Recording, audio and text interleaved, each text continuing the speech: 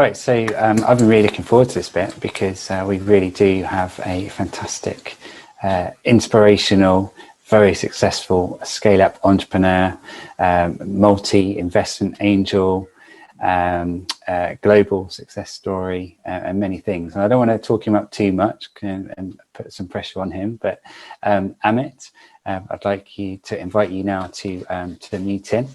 And I'd love you to start off with a few questions I have for you, so we can help share your fantastic best practices, insights and experiences from all the success you've achieved, and also the hardship that you've amazingly overcome as well. You know, someone else who has pivoted and learnt and grown through tough times and sometimes failures as well.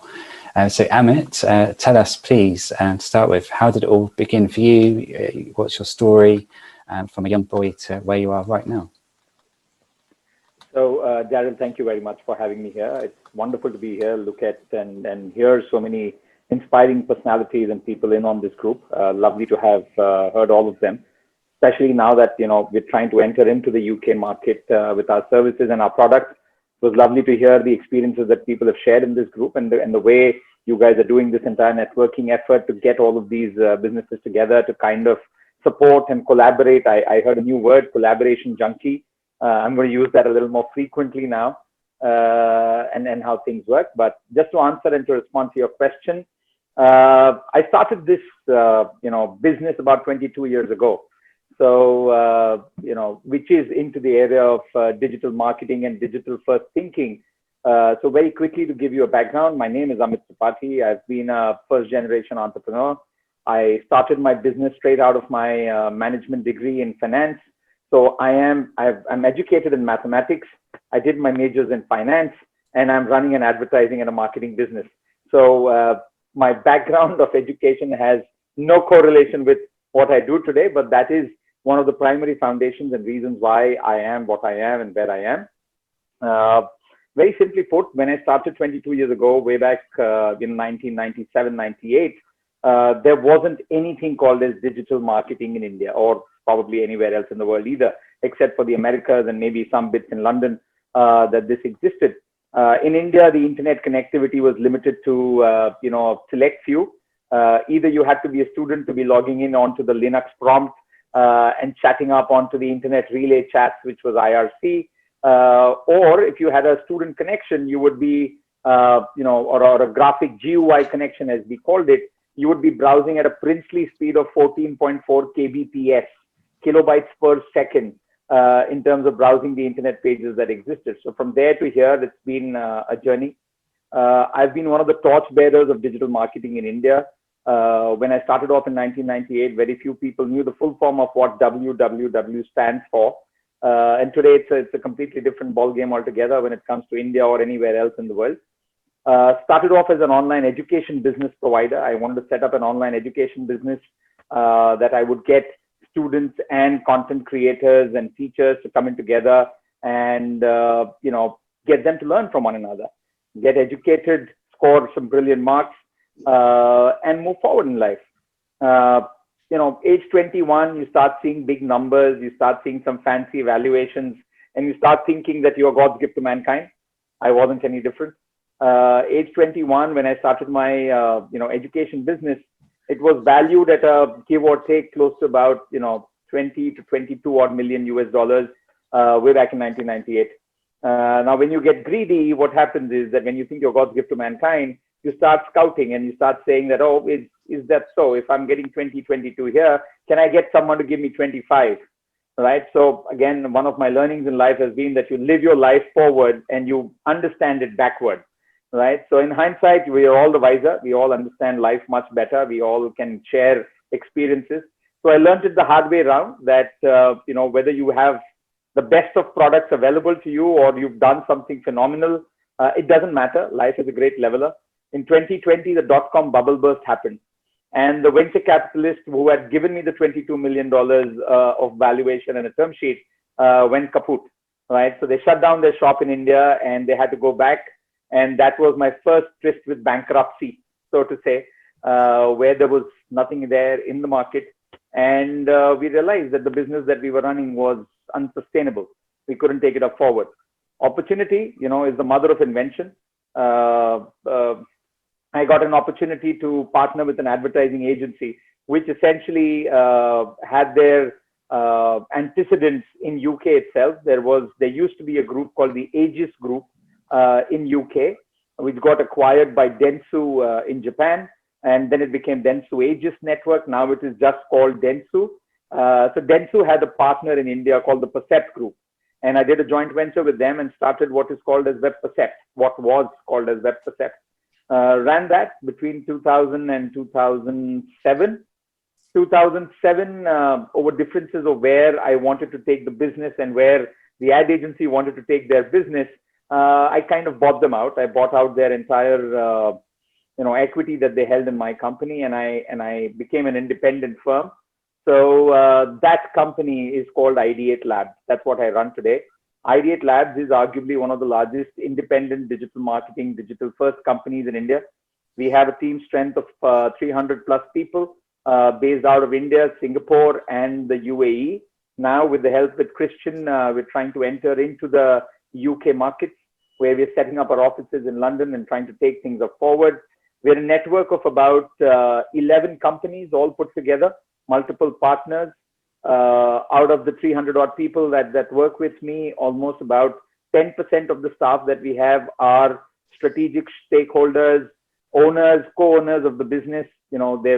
This has been their journey or their home for the last 7 to 8 years, just shy of a decade for some. For some, it's been their home for the last 15 years. They've been a part of the entire journey. We're growing this together. We, our biggest twist and the biggest learning from marketing and advertising has been that, the first thing that you need to do is to make sure that you are able to tell your story well, right? We are, all of us, in the era of storytelling. And if you can't tell your story, don't trust anyone else to do it for you, right? You're the best storyteller for your business because, you are the champion of your life. And if you can tell your story, right, you will have a place on this planet. That's what is the firm belief that we come from. One of our biggest, the name Ideate Labs comes from left brain, right brain thinking. So process of ideation as well as scientific thinking in anything that you do. So, in terms of storytelling, there's a theory that we follow. Any story that you want to tell, it should be done in what we call as the 140 to the power 4 magic grid. 140 to the power 4 magic grid essentially means you should be able to tell your narrative in 140 characters, which is your social media update or a tweet that you write, 140 words, right, which is a blog post that you may write, 140 seconds, which is a video that you may post, or 140 sentences, right, which is a landing page or a microsite that you may create. And therefore, when you're writing all of this content up together, when you're putting it up all together, it should be effective enough to tell your story. And that's where the purpose of your entire storytelling comes in, that anything that you write up out there has to build conversations. And what we do as a business is we help companies build conversations. That's what we do. Over the last 22 years, I would have helped produce, built anywhere upwards of 800 to 1,000 odd websites. I have helped and managed, created branding strategies for more than 250, 300 brands in India and the Middle East now, with Singapore being added in, and now UK. One of the things that we really learned was, how is it that you can be recession proof? So I have survived 3 bankruptcies in my life. Right. Number one, the first tryst with destiny there was the .com bubble burst in 2020. The second one came in the year 2008 when Lehman Brothers literally came by and played party poopers to all of us all across the world. Massive recession that ensued, and we all went downhill. That was a second tryst with destiny. Again, like I said, life is lived forward, understood in hindsight. 2006, I took a massive bet on pre-buying. I heard somebody speak about pre-buying inventory and buying loads of inventory at a very cheap cost. I did that in India way back in 2006, 2007. I was serving close to about 1 billion impressions a month on an ongoing basis. And, I had put money on the table. And when the party poopers, Lehman Brothers came by, that entire business evaporated overnight. So from £1 million in my bank account to £2 million in losses, I went overnight, right? And I would have been history. But at times, a lot of Indians in on the group, you'll hear this from a lot of Indians. We use a word, right, very famously in India called jugaad. Jugaad is the Indian word for innovation, right? Innovation with a lot of Indian masalas thrown into it. And we seldom quit, right? We don't know how to quit. Very, very bad losers, very bad quitters. Once we take up something, we love to carry that on until either it consumes us or we make it a success. That's what we are. That's what I do. Survived all of these with just one feeling, that no matter where I am at, I can go only upwards. I specialize in creating businesses without a dollar's investment, or from your perspective, without a pound's investment. I have, out of my 11 businesses that exist, 6 of those businesses I have not invested a single pound, right? All of it has been on the basis of my networking and my ability to create a phenomenal proposition, take it to a client and sell it, right? I am a frontline salesman, as I keep saying, and anytime I'm short of cash, I need to invest into something new.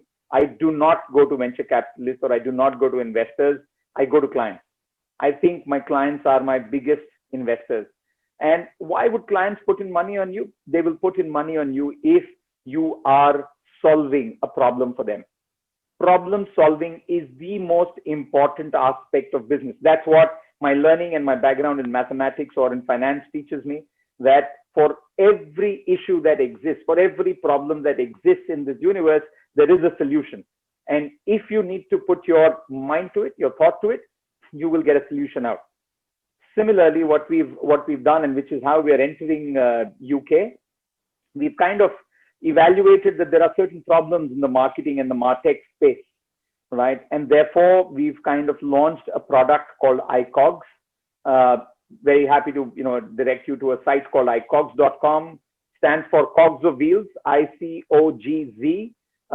I'll put that link into the chat window in a bit, which is essentially an initiative where we are consolidating the entire digital footprint for a brand under one umbrella, right? So we've integrated 100+ APIs across Google, across Facebook, across WhatsApp, across Instagram, LinkedIn, Twitter, name it, right? And if you're working with your own website, across a WordPress website, which I heard of, or you're doing it on a standalone, if it's an e-commerce site, on a Shopify, or on a Magento, name the platform.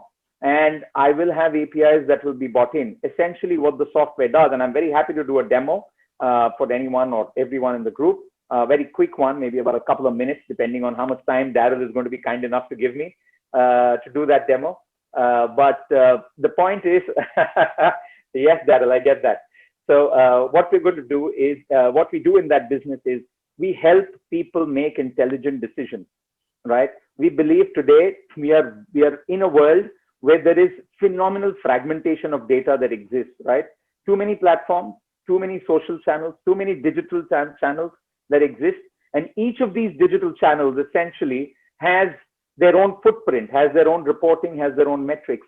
How do you consolidate all of this data into one meaningful dashboard and make business sense out of that? How do you transform information that you get from these digital tools into intelligence, right? We've created an AI tool which essentially helps you take GBs after GBs of data, convert that into meaningful, actionable insights to help your business grow, right? That is what we do as an organization today. For the first time in my life, I'm going out to raise funding. I've never raised funding, as I told you. All of it has been done organically. We've invested last 3 years of our profits into building this software, which is where it stands today. Until I met Christian and another friend of mine, Vicky, who helped me, meet up with Christian, I was very content with going the organic way and building everything one step at a time. But meeting up with Christian, meeting up with Vicky, I kind of realized that you need momentum, and to get that momentum and to move really fast, what you need is funding. So today I'm going out there raising funds. I've had some phenomenal venture cap meets. Christian has been very kind enough to get me a lot of sources of funding and match funding that he can do for us in the UK itself. So tons of stuff that is happening on that arena, and that's where I met Daryl and Vicky. And thank you for having me over. Right, so very short and sweet. That's what I do. I'm very happy to answer any questions. I teach a lot, so I teach at the Indian Institute of Management. There are about 10 of them. I teach at 3 of them. I teach at XLRI. I teach at JBIMS. These are all reputed, known management MBA schools and colleges here. 3 topics that I teach on. One is entrepreneurship. Second is digital marketing and the impact of digital marketing in the real world. And the third is your reputation management in the online world. Right. So I'm currently doing a PhD in brand management in the online world and the impact that the world of online has on a brand's future. How can you make or break a brand, using Twitter or LinkedIn for that matter? Right. So that's what my PhD subject is, and I'm trying to do that. Hopefully, in the next couple of years, I should be able to add that to my degree of academic achievement. Daryl, I hope that answered the question, and a little more than that, I guess. Amit, that was brilliant, and I actually had to. I was scribbling away with notes from some of your key tips that I was putting out to summarize, and one page got so messy I had to write it out again because there was so much you gave away. So thank you for that.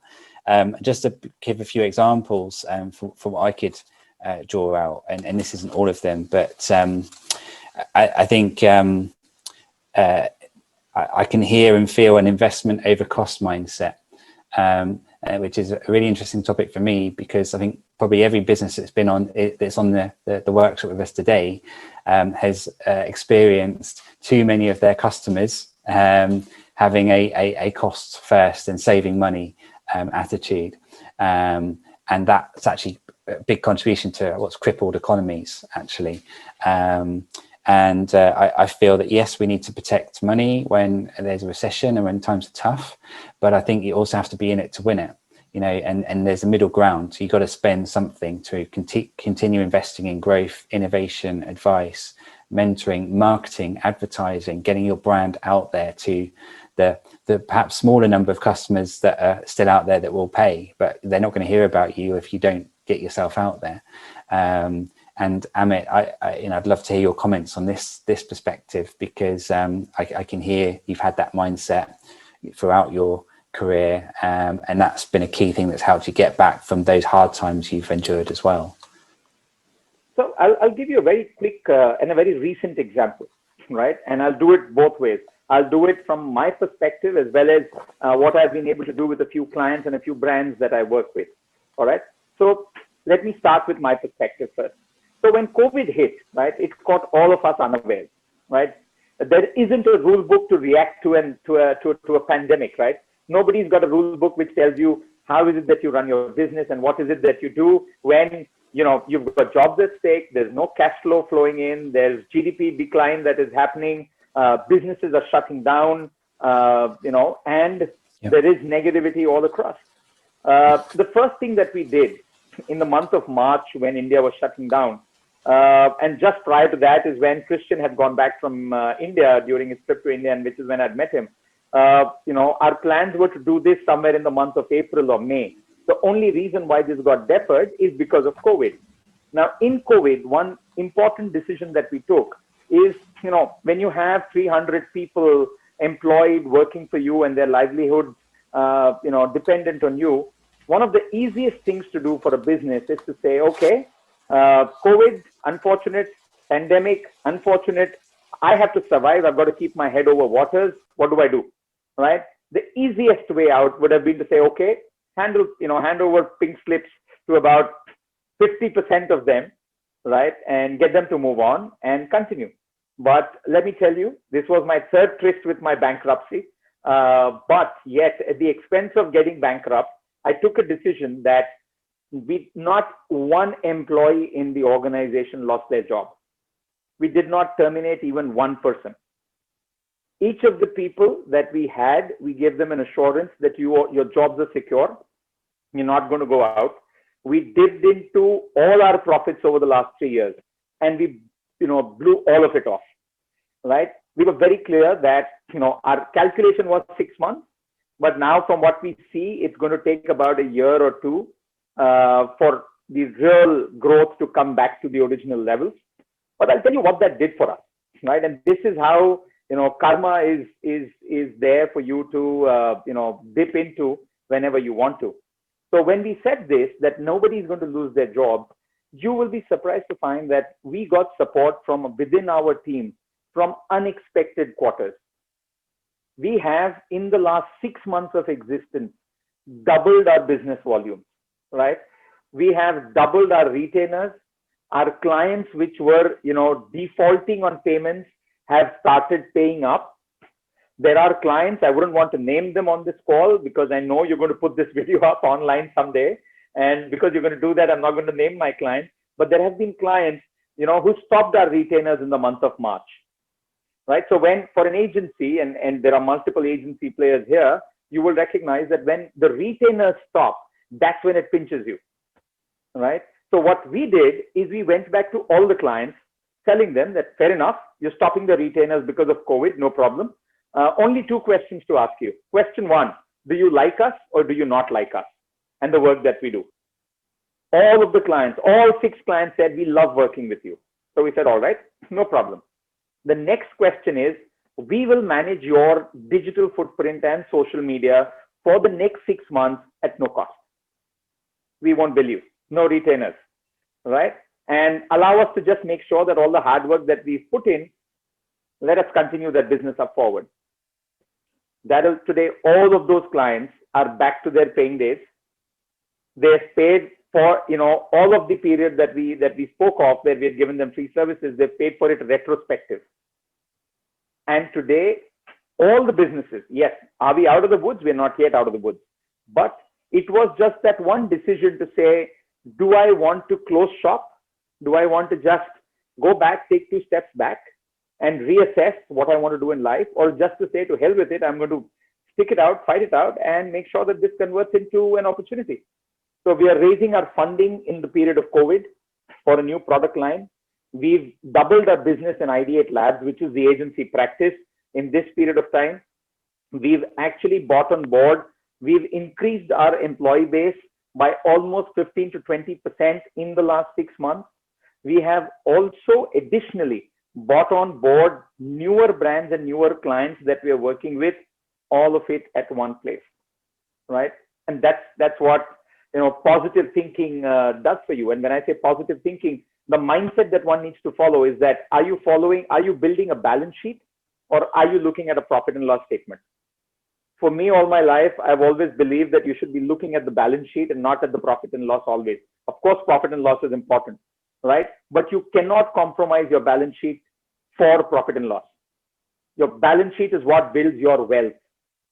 And today, wealth comes from essentially the kind of team that I've been able to set up, and we are driving.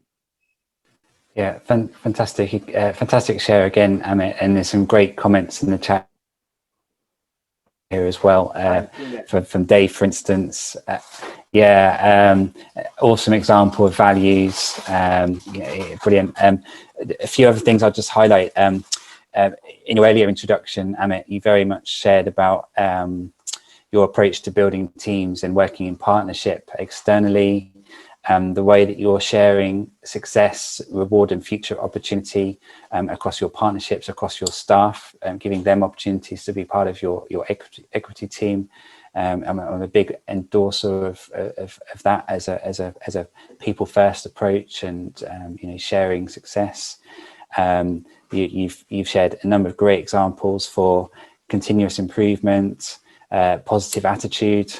It just kind of spills out from you, which again I think is a no question a key way of to illustrate your successes, and the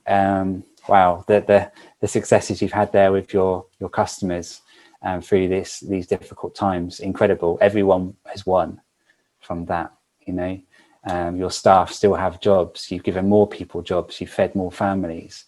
You've helped keep your customers going and growing through a recession. You know, it's incredible. And you know, I really strongly encourage all of us to try and take some action away from today of how we can do more of that kind of stuff, you know, to be aspirational and even more successful in the future by learning from Amit here. I have one other question I wanted to ask you, Amit, before I share the stage for others to ask their questions. And it's, I guess it's a bit about your thoughts around international.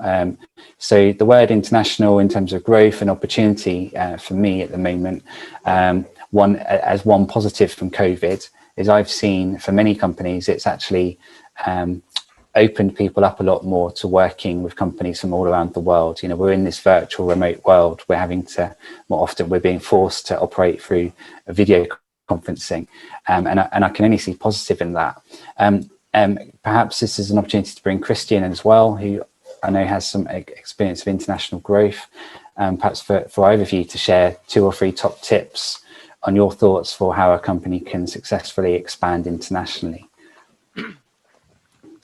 Sorry, go on. Go on, Christian, all yours. I mean, when Amit highlights some good issues, when you have a challenge, it's very easy to fall along the massive and use the challenge as an excuse, right? So, oh, I blame the .com crash. Oh, I blame the credit crunch. I'm blaming COVID. If your core business service is strong to start with, it will survive any turbulent marketplace. And as Amit has just highlighted, it's going back to the core business that you're in and making sure that the strength of the good service you've done, the strength of the positive work you've done in the past drives you through that period of turbulation, right? Amit highlighted that in several periods, 2000, 2006, you know, he's suffered, but he hasn't quit. Whereas I, during those same periods, have exited just before and grown during the recessionary periods. So I've always found turbulence in the market as an opportunity to grow. This year alone, in the last 8 months, 9 months, we have hired 4 more people, made 6 more investments in a time where everybody else is standing still. And it's because a good business in a bad time is a great business in a good time. And I think that's the takeaway point. And when you're scaling internationally, I think that was the question, Daryl. It's making sure that you don't deviate from your core. Don't let the principles of your business change to adapt to the market, change the market that you're going in. And this is one of the key reasons we want to bring Ideate and iCogs into Europe, is not because there isn't skill sets in the jurisdictions where we're working. It's because we're bringing the ethos of the people and the principles of the business to disrupt the markets that we're moving into. So I hope that answers your question. Sorry. Yes, fantastic, Christian. Amit, over to you. Sorry. A number of useful insights there. Thank you. Amit, would you like to add to that, please? No, I think, you know, Christian is a brilliant orator. So he's already covered all of those points, which I had in my checklist to kind of comment on. But just to add a couple of more things, when you're doing something international, right? And I cannot emphasize enough the strength of this word called discipline, right? If you have a proper focused discipline on what you're doing at the core, you settle your core, and anything that you want to do, you want to diversify, you want to, you know, relocate and shift base. You know, I'll give you a very simple and a crude example. In India, all of us are not used to working from home. Work from home as a culture does not exist, or rather, I must say, it's the past. It did not exist, right? As of March, this entire country, when we went into lockdown, we were like babes in the woods, right? We had no clue of how we are, as an overall country, going to survive with, you know, work from home. Today, I can tell you, as a company at our end, we have already announced that up until December 2020, we're all going to be working from home. If the COVID situation does not improve, which fortunately looks like in India, it's on the decline, hopefully we'll see some good results and good news. But even after we resume work or, we go back to normalcy, we are very seriously contemplating work from home for about 50% of our staff, right? And we've kind of found out that because of our tools, because of our discipline, we were a lot more productive. Because now people in India, if some of you are from India, a lot of you may not have ever visited India. I recommend you should. It's a madhouse, 1.4 billion people on the road. Now, when you want to travel in a city like Mumbai, which is where I am right now, to go from the northern tip to the southern tip of the city, it takes you at times 2 to 2.5 hours. So in India, we don't measure distances by miles or by kilometers. We measure that in time. So if somebody tells you, you are at place X, you have to get to, point Y. How much, what do you think is the distance? We measure distance in time. We'd rather come back and tell you that we'll not tell you it's 5 kilometers, right? That Google Maps can do for you. We will tell you it's going to be, 45 minutes of a drive time. Now, what I'm trying to tell you is, with this work from home, I'm able to save at least 1.5 to 2 hours of my team's travel time on a daily basis. Now, imagine what you could do with the 2 hours. Even if that means you're just catching up on sleep, right? Or you're playing up with your pet, you've got children, you're managing your children, you've got family, you're managing your family, but that 2 hours worth, it's value in gold. Now that is a new culture that we've kind of, been exposed to. We've been hesitant, we've been resistant to kind of take it, but now we've seen that. As an organization today, I'm very proud to say that we've kind of adapted to it in the last 6 months. And believe you me, 6 months ago, if somebody would have told me, why don't you start work from home? I would have thrown a fit because I didn't think it was possible, right? And today it's a reality. It's the new normal, as you may say, right? So when you're looking at scaling, internationally, one thing that you need to recognize is that you're not going to be physically present everywhere. You won't be, right? And which is where you need partners, which is where you need processes, which is where you need structures, which is where you need what I call as discipline, right? That discipline is what helps, see through the day. And because we had that in India, in our teams, we were able to survive this, manage in the work from home situation. And now today, I'm a lot more confident with my expansion internationally, right? That even if I am not in UK myself, and I have partners, right, who are going to be there doing it for me, I will be able to manage it because my back end and my discipline is absolutely there, right? That is my 2 bits. Fantastic. Thank you, Amit, and thank you, Christian. I am going to pass over the opportunity to ask questions in a moment. Bit of spontaneity here, because I only just thought of this. I've been learning a lot of new things recently, especially around online and digital marketing and international growth. And Vicky's taught me a few of these things as well. And one of them is around, for instance, how to get a trending post on LinkedIn with over 4,000 views within 24 hours. And I've had several of these now in the last couple of weeks, and it takes like 5 minutes to do. And I think we could do that between all of us that have joined today, actually. So what I'm going to suggest, for those of you that would like to be part of a little experiment to see how many views we can all get collectively through one post on social media on LinkedIn that I will put out this afternoon.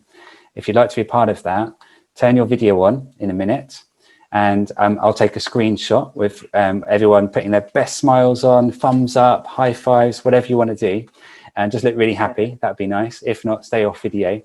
And then if you just hold that for a few seconds, because it takes a few moments to capture the screenshot. And then I'll put that out on LinkedIn later. I'll tag people that I can, and Vicky will as well, and just tag yourselves and comment, like, share it. And let's see if we can beat 4,000 views, which was our record of the last couple of weeks, wasn't it, Vicky? So, and good way of getting some publicity and sharing the amazing experience we've all had today, which I'm feeling really excited and inspired by, if you can't tell. So those who want to be part of that, videos on, hold a big smiley face and some hands, smiles, whatever you want to do. and I'll get a screenshot. So I'll do a bit of a countdown. 5, 4, 3, 2, 1. Oh, beautiful, beautiful. That's a great photo. Fantastic. I'll make sure that's saved and jump over to mine or Vicky's LinkedIn later to comment and tag yourselves and be a part of that. See if we can get Don't forget some to do leads for both each pages. other. Sorry, Huh? don't forget Both to do pages. there's Oh, 2 God. pages. Yeah, How sorry. do I do that? Oh no, I think it works actually because there's a few that have a bit camera shy and no video, so it should work, Vicky. Or we can try again later on. See if we get an even better photo. Right, questions. I'm going to hand back to Vicky now. Vicky, do you want to pick out some of your favourite questions that have come through? Yeah, God. Thank you so much, Amit, there for your wonderful story and great quotes there that people are picking up on. I can see there's been a lot of activity on the chat, so forgive me. I'm just trying to scroll back up to the top now. Right, so we have a okay. So we have a first question for you, which you may or may not expect. This is from Zenat, from the Sethi Partnership. Zenat's asking us, Amit, do you have some top tips to drive engagement on social media that you could share with the group? Oh yes. Zenat, you and I could discuss this till cows come home, but essentially just 2 rules of thumb that I follow and that really works for us. Build great content. Don't build content which you think your clients will buy, but build content which you believe their clients, your clients' clients, which is the end customer, will end up engaging with, right? That as a rule of thumb works. Second, do not write mundane, boring posts. Do not write visuals or content just because it looks beautiful, put it up. Put stuff or put messaging up out there which will help you build conversations. If your content to conversations journey is married, and it will take some discipline, right? It will need you to listen a lot. Listen is a word which has its own strength across everything that you do in life, right? Listening is different from hearing, right? You may hear everything, but you may still not have listened to it. So you need to really focus on listening to your conversations, to your customers, converting that into the conversation bucket. That will help you drive engagement on your social media like crazy. I'll give you an example again here, something that we do.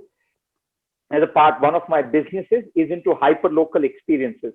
And what we do for hyperlocal experiences is that we create social handles using Instagram, Facebook, and so on and so forth. I will again drop in a link here on the chat box in a bit. We've created a handle called Things to Do in Mumbai. It is purely a platform which resides on Instagram and Facebook. We have 1.5 million followers on that platform. And believe you me, I have not spent a single pound in acquiring these followers. They've all been built only with content, right? And each post, each content bucket that goes up, we have close to about 500,000 people who engage with that content, again, without a single pound being invested. Basis the success of Things to Do in Mumbai, we are now converting that into learnings that is going across to the rest of India. We've just launched Things to Do in Dubai.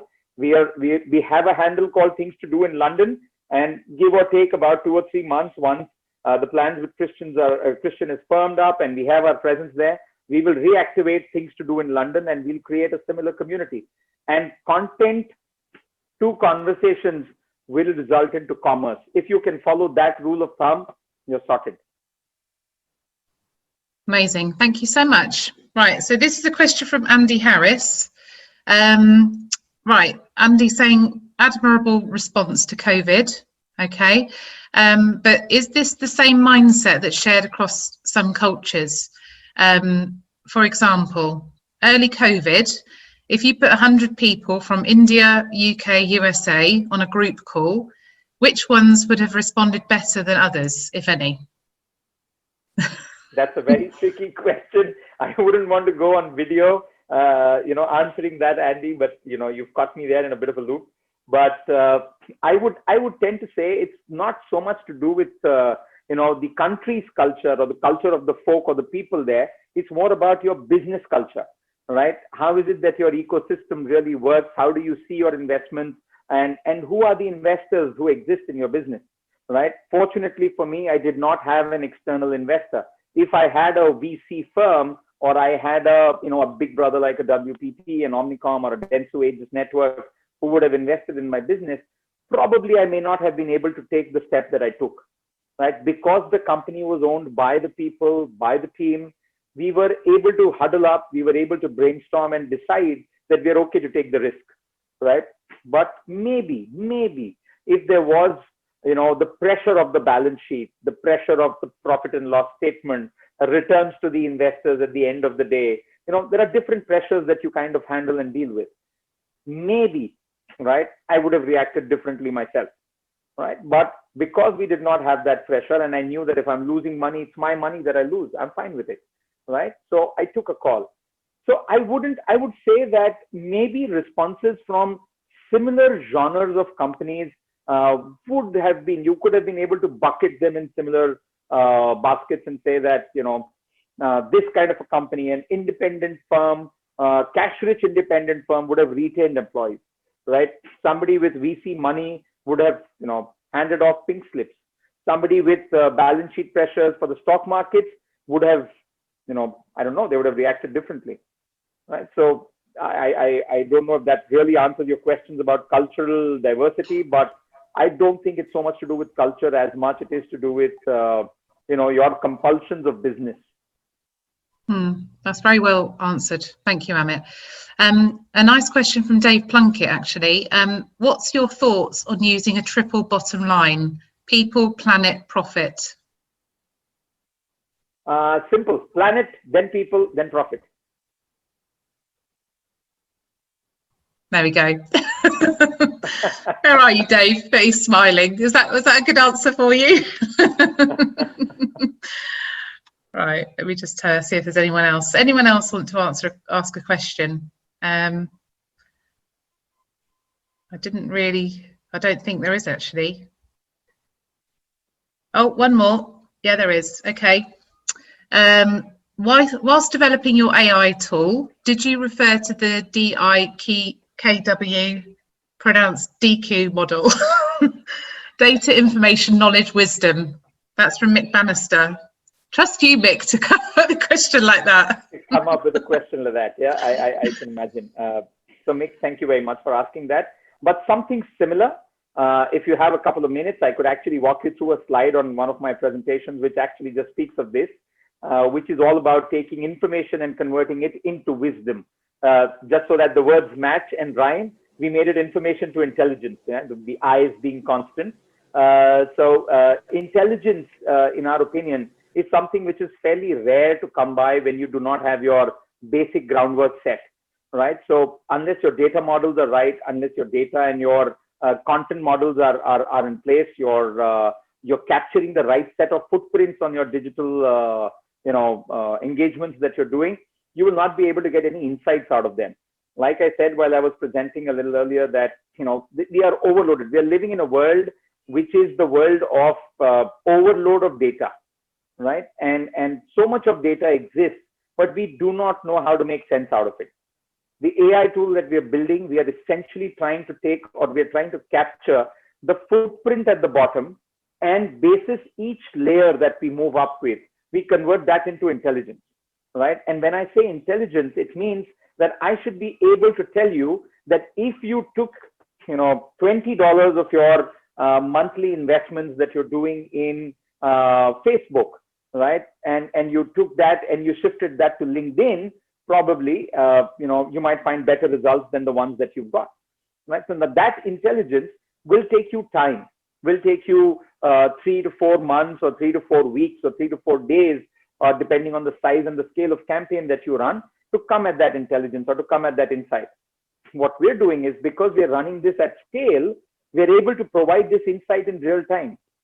We're able to tell our clients that, when we predict your expenses for you, you could shift budgets, you could manage your offers a little better, you could manage your engagements a little better, and therefore, take that into business results, and marry that to objectives. Each business has an objective. Each business has a focus area that they are wanting to deliver at the end of the day to their shareholders, to their investors, and that is what you marry.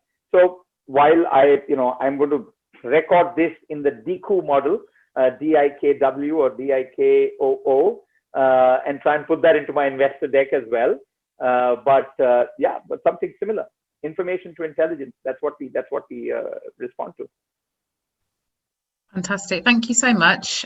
We've got a question from Mark Stevens. Christian has given his opinion already, but I want to see what your opinion is, Amit, as well on this question. So how much influence would you apply within a new startup in regards to the longer term enterprise value of the company? Do you always build for exit?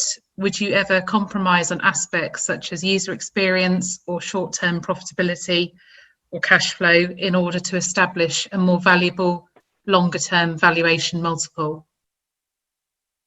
Okay, so tricky question. So as I said, I go to a lot of management colleges and schools to take lectures on entrepreneurship and various other stuff. I've been asked this question by a lot of people. But one simple response to this: you never build, never, ever, I can't emphasize the word ever again, right? But ever to the power n. Never ever build a business for exit.